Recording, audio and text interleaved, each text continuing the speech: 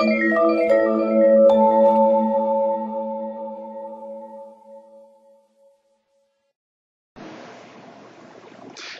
my name is Stephen Walther, and in this video, I want to show you how to create MVC model classes by using Microsoft LINQ to SQL.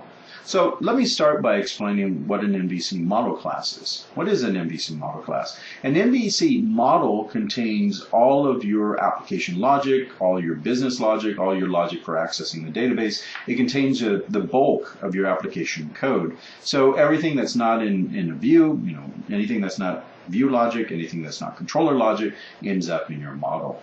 So there's a lot of different ways that you can go about writing your model classes. You can work directly with ADO.NET classes if you need to access a database. You can use a framework like the Microsoft Entity Framework or Subsonic or in Hibernate. But in this video, I want to show you a very easy option supplied by Microsoft called LINQ to SQL. Now, LINQ to SQL is a technology that enables you to perform database queries and modify the database directly from the C# or the VB.NET language. And the nice thing is, by taking advantage of the tools built into Visual Studio, you never have to work directly with your database tables. You never have to work directly with the SQL language. You can do everything through the classes in your application. So it makes it very, very trivial to do complex kind of database operations. So I'm going to show you how to take advantage of LINQ to SQL, but I'm going to show you two different ways of using LINQ to SQL when you're creating MVC model classes. First, I'm going to show you how to use a LINQ to SQL data context directly in a controller, in an MVC controller class. Now, the advantage of this first approach to using LINQ to SQL is it's really, really easy. You can, put together a nice, simple data access application using LINQ to SQL in this manner in minutes. I'm going to show you how to do that in just a few moments. The big disadvantage, though, of using this first technique is you don't end up with an application that's testable, and you also don't end up with an application that's easily modifiable. So if you want to make sure that you can modify the way your application works down the road, using the data context directly within a controller isn't a very good option. So I'm also going to show you a second method. I'm going to show you something called the repository pattern. And the idea with the repository pattern is, instead of using your data access class directly within a controller, you use a repository in the controller. And the nice thing about using a repository is that you can fake it. You can create tests against a fake repository, or you can replace it with some other technology down the road, like if you decide to switch over to the Entity Framework or some other technology for your data access. If you're using the repository pattern, it makes it very, very easy. So let's start by taking a look at the easy way at approach number one, at how you can use a data context, a LINQ to SQL data context, directly within a controller class. So I've switched here to Visual Studio 2008. I have an open Visual Basic.NET, VB.NET project, and open ASP.NET MVC project, and I haven't done anything to it yet. I've just created the new project.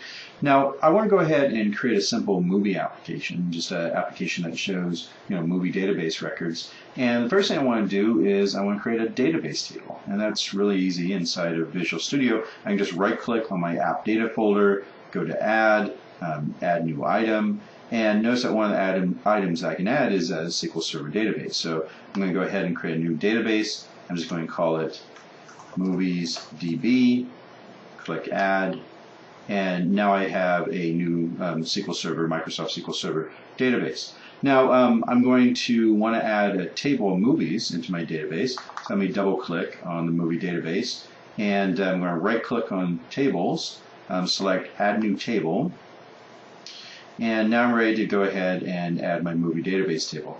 Now I'm going to create a column called ID. This is going to be an integer column, and I'm going to use this as my identity column. So I'm going to change its type to identity. So I'm going to say identity yes. And what that will do is it will make it automatically number each row. So as I add each new row of data in, the identity column will automatically get a new value. I want to make this also a primary key column. That's important when you're using LINQ to SQL, because LINQ to SQL needs to know which column is the primary key column so it can do things like updates. So make sure you mark the column that you want to use as a primary key column. Every movie should have a title, so I'll just make that an in varchar column. Let's allow 200 characters for that, and let's put in a director column, and I'll just make that in varchar 50. That seems fine. And now I have my database table, so I'm ready to save it. I can click this button of the floppy, click that. I'm going to give it the name. Let's say that we have a convention TBL movie. We have a convention that you have to start every database table with TBL. That's fine. I've stuck that in, clicked OK, and I now have my new database table, the TBL movies database table. Okay, great. So nothing fancy so far. I've just created a new database table. Now I want to be able to use that in my controller so that I can show some data. This is where I'm going to start to take advantage of LINQ to SQL, and I'm going to add a LINQ to SQL class into my models folder. So I'm going to right click on my models folder, go to add new item, and the new item I want to add is the LINQ to SQL classes. So that is right here. And I'm going to go ahead and name it movie. So it's going to be called movie.dbml. It's going to create a data context class called movie data context. I'm going to click add. And this is going to open up the Visual Studio Object Relational Designer. Here we go. Now, the nice thing about the Object Relational Designer is it allows you to map between your application classes and your database tables. So if I want to create a class that represents that movie database table that we just created a moment ago, all I have to do is drag it from the Server Explorer window here onto this Object Relational Designer. Release it. And now I have a new LINQ to SQL class. Now notice it's called it TBL movie. That's because that's what I named the database table. I probably don't want a class on my application to start with TBL. The nice thing about using this Object Relational Designer is you can just click on the title here and change it. So I just want to change it to the name movie. And now it's been updated. So now I have this class called movie. Let me go ahead and make sure I've saved everything. And I want to show you what this has done. Hiding behind this DBML file right here, there's an actual BB class that corresponds to this movie class. You can see that if you click on this icon for Show All Files, and then you expand this out, you'll notice that there's actually something called movie.designer.bb. Let me double click on that. Inside of here, you'll find the actual class generated by the Object Relational Designer, and you'll see that there's actually a movie class. That's what this guy is right here. And so Visual Studio has automatically created this class for you. Notice it has columns. It has properties that correspond to each of the database columns. So it has these fields here, and then if you scroll down a little, you see that there's actually properties for the ID, for the title, and for the director field. So all this was generated for you automatically. Pretty cool. Okay, so now that we have a model class, we can start using it within our MVC application to show some database data. So I'm going to first let me hide the classes again, and I'm going to go to my controllers folder. I'm going to modify my home controller because I want to modify my index method so it'll return a bunch of movies so that we can see the movies. So what I'm going to start with is I'm going to get rid of this view data since we're not going to use that. The first thing I need to do here is I need to create a data context. Well, what's a data context? A data context is the main point of interaction between your application and your LINQ to SQL classes. So we actually need to create a movie data context here. That's what was generated by that Object Relational Designer a moment ago. So if we create a movie data context, we can work with our movie database records from this controller class. So I'm going to go ahead and create an instance of the movie data context. I'm just going to call it data context as new movie data context. Okay, and now I'm ready to perform a database query against the data context. So I can do that by just saying dim movies equals, and here's where I'm going to use query syntax. So I'm going to use something called LINQ to SQL query syntax. I'll explain that in a moment. From in data context dot movies select Yeah. So what that does is it selects all of the movies out of the data context. And once we've done that, we now have this variable called movies that represents all the movies database records. We can go ahead and pass those movies to the view. Okay, great. So now we have a controller that will return, a bunch of movies from our database. And notice we haven't written any SQL here at all. We haven't had to because we can take advantage of the LINQ to SQL stuff. Okay, so what we want to do is we want to, make sure that we can actually see these movies, that this thing's actually working. So I'm going to modify the view so we can see the actual database records. So I'm going to go to my home folder, go to the index view. And I need to make a couple of changes here. First thing I need to do is I need to make sure that I import the namespace that corresponds to the name of my project. I need to do that so I can get all of the LINQ to SQL classes, so I can use those within my view. So I'm going to go ahead and do an import. And that would be movie app. And then I'm going to blow away all the content down here in the body of the view. I'm just going to do a for each loop so I can show, each of the movies. So for each m as movie in, let's see, that's data, that's the view data dot model. What I want to do is I want to show the title for each one. Should let me get the next in there. And I'm going to go ahead and throw, a bullet around it so they're, not all scrunched together. So I'm going to say m dot. And this is really nice. This is very cool. Notice that you actually get through IntelliSense, you get all the properties of your movie. I just want to show the title. There we go. Okay, so let me run this just to make sure that we are in fact getting movies back. It's asking us whether we want to do this in debug mode. Yes, we do. Click OK. And of course, we get our page and it's blank.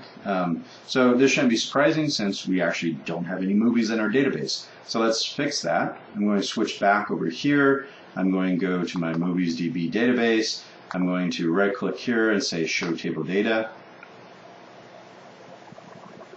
I'm going to put in some fake movies. Well, not fake movies, these are real movies. Star Wars, that's Lucas. And let's see, what's another? Star Wars 2.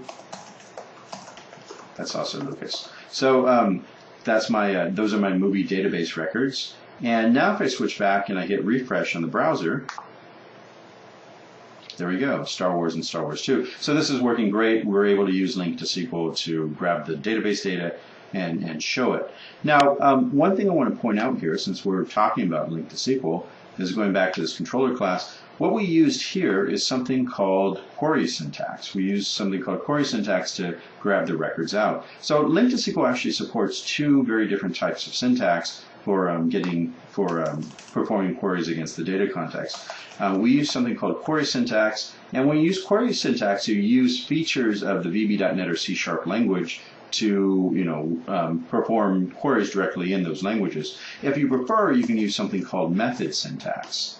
And there's really no difference in performance. It's just a difference in style. If you prefer the method syntax, there's no reason not to use it. So I want to show you how you can rewrite this query right here to use method syntax. So let me comment out this line, and I'm going to add dim movies equals, this time instead of using this from syntax, I'm going to say data context dot movies. And I'm going to go ahead and just call select. Now notice that you have all these methods that appear directly on the movies class. So if you want to, instead of using the from syntax, the query syntax, this is what's called method syntax because you can just call these methods directly.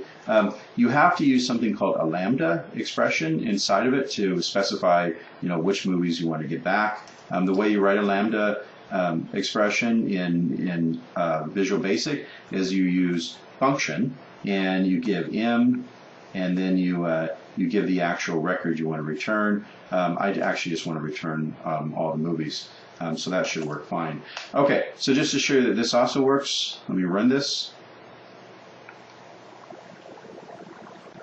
And there we go. We get the same records back. It's just a matter of preference whether you want to use query syntax or method syntax. They're equivalent. They do the same things. It's just you write the syntax a little differently. So what's wrong with what we just did? Well, nothing really. For a simple ASP.NET MVC application, what we did is just fine. It works great. We have an easy way to grab our database data out and display it in a view.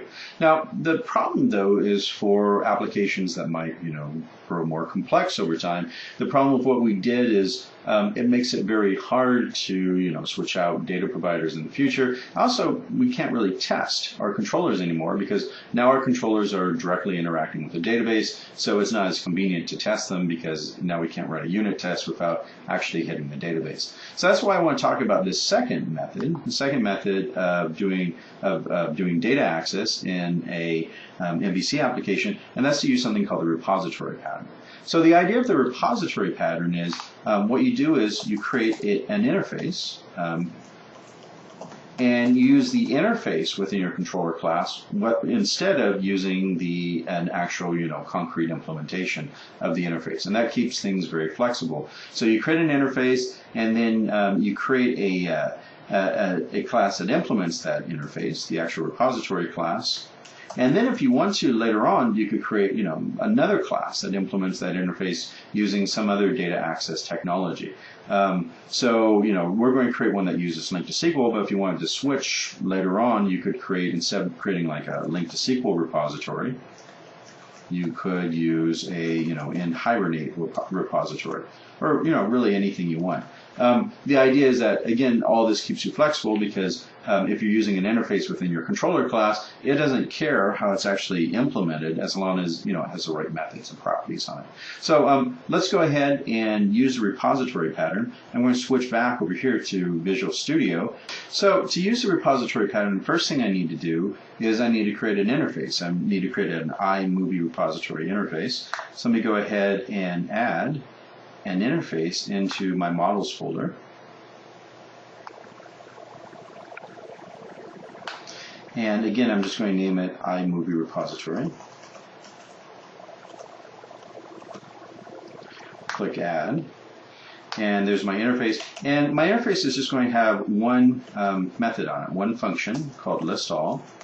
And what this function is going to do is it's going to return a generic list of movies. So that's it. So I've finished my interface. Now I can go ahead and create some concrete classes that implement this interface. So I'm going to go ahead and go back to my models folder, right click, go to add class, and I'm going to go ahead and call this the movie repository. Now this class has to implement the interface I just created, so I'm going to go ahead and say implements iMovie repository. That's great. And notice that nice thing about using VB.NET, as soon as I hit return, it automatically puts in the method that I need to implement. Okay, great. So I need to implement that in a moment. First thing I want to do though is I want to create a constructor for this class. And in the constructor, I'm going to go ahead and instantiate the data context. Now I'm going to create a class level variable. So it's going to be, let's create a private variable and call it data context. And that's going to be our movie data context. And then I'm going to initialize it in the constructor.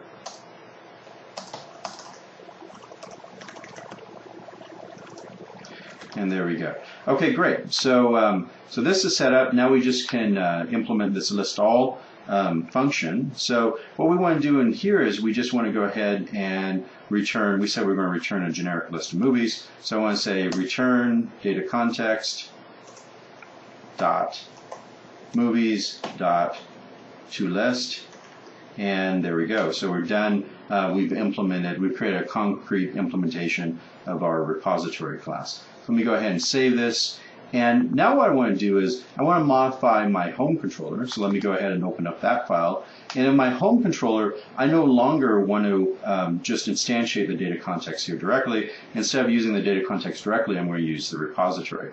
Now, this is the place where I have to use something called a dependency injection pattern. And what dependency injection enables you to do is you can break this dependency we have right here between our data context class and our controller class. What we're going to do is we're going to pass in the movie repository into this class, into the constructor. That's called constructor dependency injection, and it will enable us to make the class more testable and also more flexible over time. So let's go ahead and modify this class. I'm going to start by introducing a class level variable called underscore repository. It's a private variable. And this variable is going to implement the iMovie repository interface. So notice that it's not a particular type of repository. It's just any class that happens to implement the iMovie repository interface. Next thing I'm going to do is I'm going to add a constructor into my class, and the constructor is going to accept one parameter, and the parameter it accepts is, again, it's going to be an iMovie repository. Okay, great. And I'm going to go ahead and set the class level repository to the repository being passed into this constructor. Now, this constructor will never be called when the application is running, because normally when a controller is created by the controller factory, it's going to call an empty constructor. So what we're going to do here is we're going to create our empty constructor, this guy right here. And in our empty constructor, what we're going to do is we're just going to call this constructor that we just created, and we're going to pass in our default movie repository. So I'm going to go ahead and say me.new and pass in a new movie repository. And so now, in the normal course of operation, when this controller is created, for a running application, this constructor is going to be called. It's going to pass in a new instance of the movie repository class over to this other constructor, and now it can go ahead and use it. So one last change I want to make here, I want to get rid of this data context stuff we have here, because instead what we want to do is just take advantage of our class level repository class now and call list all. And we should be done. So let me go ahead and run this to make sure everything's still working.